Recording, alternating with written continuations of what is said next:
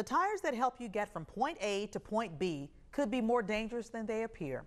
We're not talking about the tread or the appearance, but it's the age of the tire that could put your family in danger. KLTV7 has been investigating this issue for some time now. Our Cody Lillick joins us now. And Cody, some of those tires that could be dangerous, they're still being sold. That's right, Anissa. We shopped at several locations across East Texas for specifically used tires, looking at one thing, a special code on each tire that reveals the date the tire was made. And the ages of some of those tires just sitting on store shelves could be the recipe for a disaster. The tires we depend on every day could be a risk on the roadway. We're talking about the age. While the tire may have proper tread and appearance, its age could provide a different picture. Tire aging is one of those issues we've been studying for a long time. Sean Kane is the president for Safety Research and Strategies. They study tire age and say it affects the tire's stability. Take a rubber band, you take a brand new fresh rubber band, you stretch that rubber band. When it's new, it's very elastic. If you take an older one that's been sitting around for a while, you stretch it, you start to get cracks in the rubber. Very much the same thing with a tire. What's happening in the high stress areas of a tire is that same process. You can't see it, and that's what makes it dangerous. Many car companies like Ford and Jeep have suggested to not use tires older than 6 years of age. The reason? Oxidation.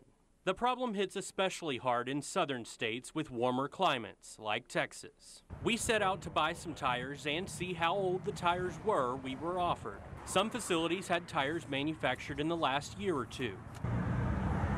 2013. In this undercover video, you can see some tires had been sitting dormant for years. A tire from 2004 in Longview, another from 2007, and one tire from 2001. 13 years old.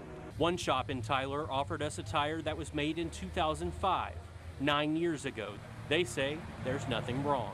Two, they've been sitting up in warehouses and there's nothing wrong with them. Yeah? So, I mean, you put it on your car? Yeah, I'll put it on my car. The year doesn't really matter. Yeah, what matters is how much tread life is on the tire. Kane says that's not always the case. So there's no easy way for you to determine if the tire is aged. That needs to change, because when you look at a tire that looks perfectly fine, it looks perfectly sound, and you can't see that the internal material is no longer safe, you've got an issue. Here's how you can spot that issue. It's in what's known as the DOT code, located on every tire across the country, and it ends with a 4-digit number. This one says 2814, meaning this tire was made in the 28th week of 2014. But some say that code should be made clearer.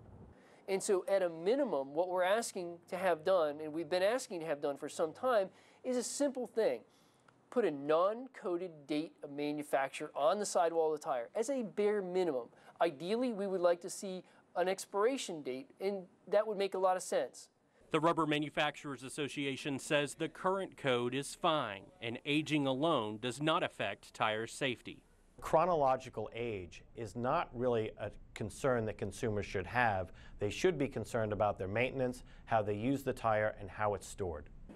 While the RMA discussed creating a 10-year lifespan for tires, they say age is not a major problem, and with proper upkeep, tires can stay on the road for more than 10 years. What data does support is that proper maintenance and the use of a tire have a much stronger impact on a tire safety performance. The government has validated the problem. Industry knows it's a problem.